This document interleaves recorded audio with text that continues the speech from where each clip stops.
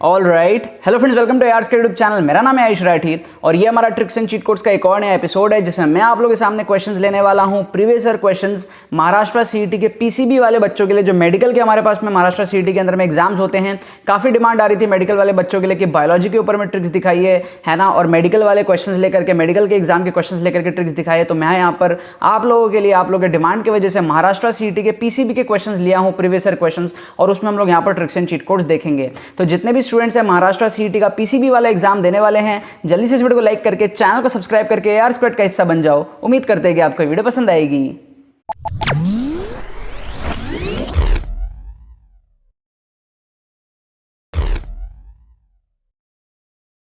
So students, video में आगे बढ़ने से पहले मैं बताना चाहता हूं कि जिस तरीके से हमने पीसीएम वाले बच्चों के लिए कोर्स लॉन्च किया था, 600 से ज़्यादा स्टूडेंट्स ने कोर्स लिया था और सभी को बेनिफिट हुआ है, सबके मार्क्स इंप्रूव हुए हैं। उसी तरीके से हमने पीसीबी वाले बच्चों के लिए भी सिमिलर कोर्स लॉन्च कर दिया है। पीसीबी को ध्यान रखते हुए, पीसीबी के क्वेश्चंस को लेते हुए, पीसीबी के ट्रिक्स एंड चीट कोड्स और पीसीबी के मार्क्स इंप्रूवमेंट की स्ट्रैटेजीज को ध्यान में रखते हुए पीसीबी के एक्सक्लूसिव कोर्स की यहाँ पर आप पोस्टर देख पा रहे हो। इसमें आप लोगों को 5 एक्सक्लूसिव वीडियोज मिलेंगे। सारी चीज़ें आप लोगों को बताई जाएंगी, किस तरीके से पेपर को अटेम्प्ट करना है, क्या करना है, किस तरीके से स्कोर को बढ़ाना है। अगर आपका स्कोर 120 के रेंज में स्टक हुआ पड़ा है, अगर उसको आपको 170 की रेंज में लेकर के जाना है तो क्या स्ट्रैटेजीज होनी चाहिए। अगर आपका स्कोर 80-90 के रेंज में स्टक हुआ पड़ा, उसको आपको 140-150 तक लेके जाना है तो क्या स्ट्रैटेजीज होनी चाहिए, किस तरीके से आप उसको ले जा सकते हो कम टाइम में। ठीक है, शॉर्ट कोर्स है, 1-1.5 घंटे के अंदर आप इसको कंप्लीट कर सकते हो। फिर आपको उसकी प्रैक्टिस करनी पड़ेगी थोड़ी बहुत एग्जाम से पहले, राइट। और कोर्स आपको 2 से 3 घंटे के अंदर में मिल जाता है। मतलब यहां पर आप लोग जो है QR कोड देख सकते हो, आप लोग इसको स्कैन करके पेमेंट कर सकते हो और ईमेल कर सकते हो। नीचे आपको डिस्क्रिप्शन में सारे डिटेल्स मिलेंगे।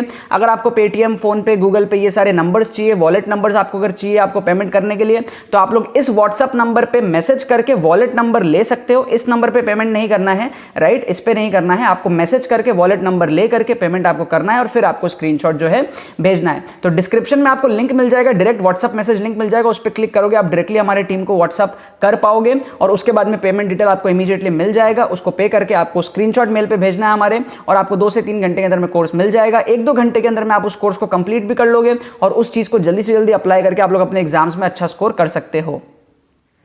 तो देखो यार, यहाँ पर मैंने आपके सामने MST CT 2020 के क्वेश्चंस लिए हैं। पीसीबी वाले बच्चों के जो पेपर होते हैं, मेडिकल वाले बच्चों के जो पेपर होते हैं, उसमें से मैंने फिजिक्स, केमिस्ट्री, बायो तीनों के क्वेश्चंस को मिक्स कर दिया यहाँ पर। ये आप एक क्वेश्चन देख सकते हो फिजिक्स का, ये आप एक क्वेश्चन देख सकते हो केमिस्ट्री का, उसके बाद में यहाँ पर आप एक क्वेश्चन देख सकते हो फिजिक्स का और ये क्वेश्चन आप देख सकते हो बायोलॉजी का। बायोलॉजी वाले बच्चों की बहुत ज्यादा डिमांड आ रही थी यार। मैं PCM के वीडियोज बना रहा था काफी दिनों से, लेकिन बायोलॉजी वाले बच्चों ने इतना मैसेज किया, इतना कॉमेंट किया वीडियोज के अंडर में कि यार मेरे को जो है बायो के लिए भी वीडियोज बनानी पड़ गई। खैर अच्छा ही हुआ, बायोलॉजी के लिए जो आप लोगों ने पुश किया मेरे को, तो मेरे अंदर से भी आया कि यार बायोलॉजी के लिए वीडियोस बनानी है। अब बायोलॉजी में क्या होता है ना, नॉलेज नहीं है मेरा, तो मैं तुक्का टेक्निक लगाता हूं। तुक्के वाली चीजें मैं आपको बता सकता हूं। आप अपनी नॉलेज को अगर कंबाइन करोगे तो बायोलॉजी में और तगड़ा रिजल्ट आपको यहां पर मिलेगा। फिजिक्स, केमिस्ट्री में तो क्या है, मैं लॉजिक भी यूज कर लेता हूं। जैसे कि मान लो ये वाला क्वेश्चन है वर्क फंक्शन, तो मेरे को पता है वर्क फंक्शन क्या होता है, एनर्जी क्या होती है, लैम्डा क्या, वो पता है। बट बायो में क्या होता है ना, नॉलेज नहीं होती। लेकिन क्या है, बायो में भी तुक्का टेक्निक्स लगते हैं, तुक्का मारने के टेक्निक्स बायो में भी काम आते हैं, जो मैं आप लोगों को यहां पर सिखा दूंगा। ठीक है, अब जो तुक्का टेक्निक्स मैं बायो में सिखाऊंगा उसको आप अगर अपने नॉलेज के साथ में कंबाइन करोगे ना, तो दोनों मिलकर के बहुत तगड़ी चीज बन जाएगी। अब यहां पर देखो, पहला क्वेश्चन हमारे पास में दे रहा है वेवलेंथ। अब आप सबको पता है एनर्जी जो होती है वो hc/λ के फॉर्म में होती है, राइट। तो यहां से हमारा जो लैम्डा है वो hc/एनर्जी के फॉर्म में रहेगा। तो इससे क्लियरली समझ में आता है कि लैम्डा जो रहेगा वो hc/समथिंग रहेगा, राइट। तो hc जो है वो ऊपर की तरफ रहना चाहिए, ठीक है ना। ये बात आपको समझ में आ गई। तो अगर आप यहां पर ऑप्शंस में देखोगे तो hc ऊपर की तरफ ऑप्शन ए में है, ऑप्शन बी में ना hc नीचे दिया हुआ है और ऑप्शन सी में भी hc नीचे दिया हुआ है। तो ये दोनों ऑप्शन हमारे एलिमिनेट हो गए। हम इन दोनों ऑप्शन को जो है यहां पर काट देंगे। फिर हमारे पास में डी ऑप्शन में भी hc नीचे की तरफ है। तो बेसिकली होता ही है, आप लोग इक्वेशन लगाते हो, energy minus work function equal to जो काइनेटिक एनर्जी मैक्स होता है, फिर वो हमारे पास में EV के उसके वो होता है। फिर हम जो है एनर्जी को लिखते हैं इस तरीके से, EV + phi हमारे पास में आता है। फिर ये आता है हमारे पास में hc/λ equal to EV + phi हमारे पास में, फिर लैम्डा हमारे पास में hc/EV + phi आता है। तो ये हमारे पास में क्या है, 2 ऑप्शन हमने एलिमिनेट कर दिया। बाकी दोनों में आप जो है तुक्का लगा लोगे। आपके पास ए ऑप्शन भी है तुक्का लगाने के लिए, डी ऑप्शन भी है तुक्का लगाने में। दोनों में से जो भी जय माता दी आप लोग कर सकते हो। तो बहुत सारे बच्चे क्या होता है ना, रैंडमली सोच के जाते हैं कि जो क्वेश्चन नहीं बनेगा उसमें C मार्क कर देंगे, जो क्वेश्चन नहीं बनेगा उसमें B मार्क कर देंगे। तो उसमें क्या आपका गलत हो जाता। लेकिन ये सारे मेथड्स यूज करके जो मैं आप लोगों को सिखा रहा हूँ, प्लेलिस्ट के अंदर में जो बाकी सारे वीडियोस भी है वो भी आपको देखनी पड़ेगी। डिस्क्रिप्शन में लिंक दिया हुआ है, बाकी सारे वीडियोस आपको मिल जाएंगे। आगे फ्यूचर में जितने भी वीडियोस आएंगे पीसीबी के, वो सारे भी आपको जो है वहां पर दिख जाएंगे। मैथ्स वाले आप लोग छोड़ देना, बायो वाले, और जो मैथ्स वाले बच्चे हो बायो वाले को लीव कर देना वीडियोस को। सॉरी यहां पर हमने दो ऑप्शन को एलिमिनेट कर दिया। हम लोग इन दोनों में तुक्का लगाएंगे। अगर आप तुक्का लगाते हो ए तो आपका यहां पर सही हो जाएगा। तो टोटल मकसद क्या है मेरा? मकसद ये आप लोग को बताने का कि सपोज कर लो 200 मार्क्स का पेपर है पीसीबी वाले बच्चों का। सपोज कर लो आप लोग 120 से 130 के आसपास सॉल्व करते हो, ठीक है। तो अब आपको यहां से स्कोर अगर 170 प्लस लेकर के जाना है तो उसका तरीका क्या है? जो बाकी के क्वेश्चन जो हैं, जो आपसे छूट रहे हैं, जो आपसे सॉल्व नहीं हो रहे हैं, उनमें कितना बढ़िया तुक्का कौन लगा लेगा। जो ज्यादा बढ़िया तुक्का लगा लेगा वो आगे निकल जाएगा। तुक्का लगाने का तरीका भी आपको सीखना चाहिए, तुक्का लगाने की भी आपकी प्रैक्टिस होना चाहिए, ट्रेनिंग आपकी होनी चाहिए तुक्का लगाने की। अब ये जो सेकंड क्वेश्चन है, मेल्टिंग पॉइंट आपको बोल रहा है जिंक का, तो ऐसे क्वेश्चन में मैंने आपको हमेशा बताया है, कई दिन से बता रहा हूँ, इंजीनियरिंग वाले बच्चों को बताया, मेडिकल वाले बच्चों को भी बता रहा हूँ, एक्सट्रीम ऑप्शंस को एलिमिनेट करो। मतलब कि सबसे छोटा और सबसे बड़ा ऑप्शन जहां तक है आंसर जनरली नहीं होते हैं। तो सबसे बड़ा ऑप्शन जो है 1193 इसको काटो, और सबसे छोटा ऑप्शन जो है 423 इसको काटो। ये ऑप्शंस हमारे पास में ना कम देखने को मिलते हैं, बहुत ही रेयर हमारे पास में एक्सट्रीम ऑप्शंस होते हैं इस टाइप के क्वेश्चंस में, जहां पर 4 न्यूमेरिकल दिए हुए हों, सबसे छोटी और सबसे बड़ी वैल्यू को आप एलिमिनेट कर दिया करो।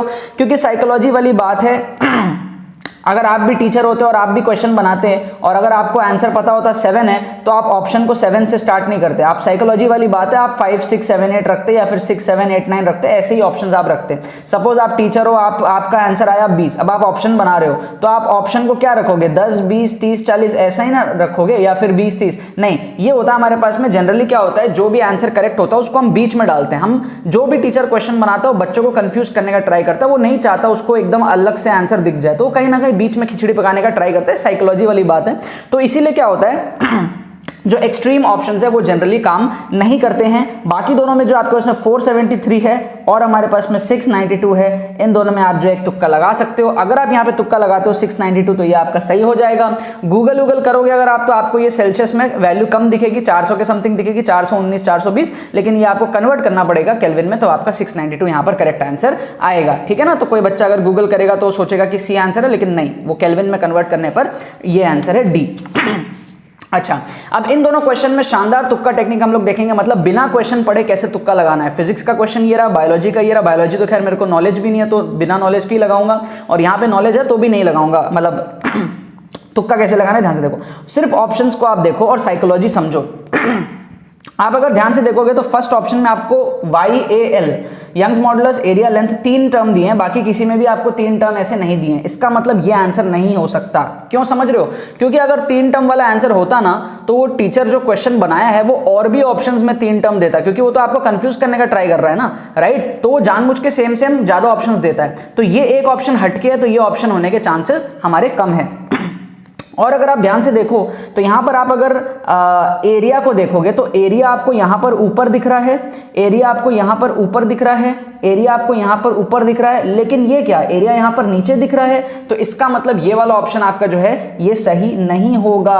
क्यों? क्योंकि जो टीचर है वो आपको कंफ्यूज करने का ट्राई कर रहा है। वो आपको, अगर आपको पहले से पता है कि एरिया नीचे है तो आप तो कंफ्यूज ही नहीं हो, आप तो डायरेक्टली डी मार्क कर दोगे। लेकिन वो जानता है कि एरिया ऊपर है और इसीलिए वो आपको 3 ऊपर वाले एरिया में कंफ्यूज कर रहा है। समझ गए? फिर आप ध्यान से अगर लेंथ को देखोगे तो यहां पर आपको एक टर्म लेंथ ऊपर दिखेगा, फिर आपको यहां पर जो है लेंथ नीचे दिखेगा, फिर आपको यहां पर लेंथ नीचे दिखेगा और यहां पर आपको लेंथ ऊपर दिखेगा। मतलब 2 ऑप्शन में लेंथ ऊपर है, 2 ऑप्शन में लेंथ नीचे है, तो फेयर एनफ है। 2-2 हो गया, तो इसमें हम लोग कुछ भी जजमेंट नहीं कर सकते। मास को अगर हम देखेंगे तो मास यहां पर एक ऑप्शन में नीचे है, एक ऑप्शन में यहां पर मास नीचे है, यहां पर हमारे पास में मास ऊपर है और फिर यहां पर मास वापस से नीचे है। मतलब 3 ऑप्शन में मास नीचे है, तो ऊपर वाला जो मास है वो आंसर हो नहीं सकता, तो ये वाला भी एलिमिनेट हो गया। 3 ऑप्शन हमारे एलिमिनेट हो गए। यहां पे आप लोग अगर बी ऑप्शन को तुक्का लगाते हो तो ये आपका जो है सही हो जाएगा।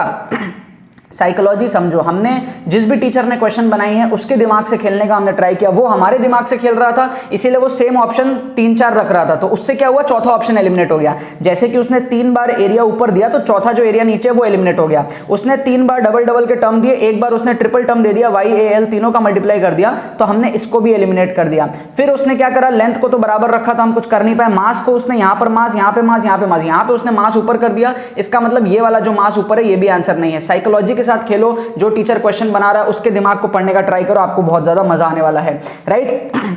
यहां पर हमारे पास में आप देखो, अगर आप देखोगे ध्यान से तो एरोबिक का एक ऑप्शन है, दूसरा ऑप्शन है, तीसरा ऑप्शन है। तो ऑप्शन बी एनारोबिक है, मतलब कि 4 में से एक ऑप्शन एनारोबिक है, मतलब एनारोबिक वाला आंसर नहीं होगा। क्यों नहीं होगा? बिकॉज देखो, अगर आपको पता है कि एनारोबिक आंसर है, सपोज एनारोबिक आंसर होता तो आप तो चुटकी में मार्क कर देते, आपको तो कंफ्यूजन हुई ही नहीं। लेकिन टीचर चाहता है कि आपको कंफ्यूजन हो, तो उसको पता है कि आंसर एरोबिक है, इसीलिए वो आपको सीधे सीधे आंसर नहीं दे रहा, वो अब आपको एरोबिक में आगे सोचने के लिए बोल रहा है कि भैया ले अब 3 ऑप्शन एरोबिक के दे दिए, अब आगे का सोच, समझ गए। अगर वो एक ऑप्शन एरोबिक देता और 3 एनारोबिक देता तो आपका तो काम चुटकी में हो जाता, और वो चाहता ही नहीं है कि आपका काम चुटकी में हो जाए। यही तो कंपटीशन है, कंपटीशन होगा तभी तो जो बच्चा सही करेगा वो आगे कॉलेजेस में जाएगा, आगे पढ़ाई करेगा। तो वो 3 आपको एरोबिक में कंफ्यूज कर रहा है, इसका मतलब एनारोबिक आंसर है ही नहीं, राइट।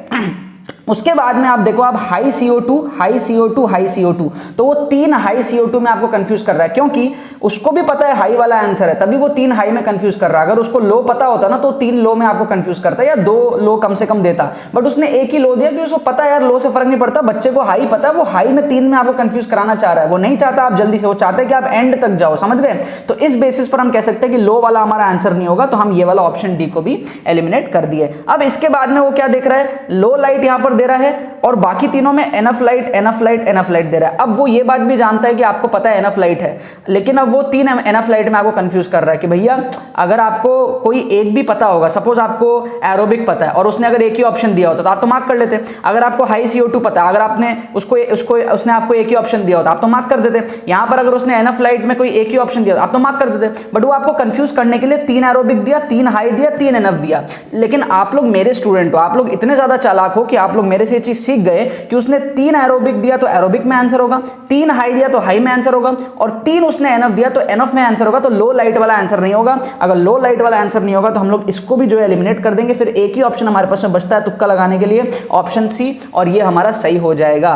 ठीक है, इस तरीके से आप लोगों को तुक्का टेक्निक्स लगाने हैं, चाहे वो फिजिक्स हो, केमिस्ट्री हो, बायोलॉजी हो, बहुत ज्यादा काम में आता है। ठीक है ना, चैनल को सब्सक्राइब करके रखो, और बहुत सारे वीडियोस मैं PCB के लिए बनाने वाला हूं। ठीक है, बाकी तो बस यही बात है।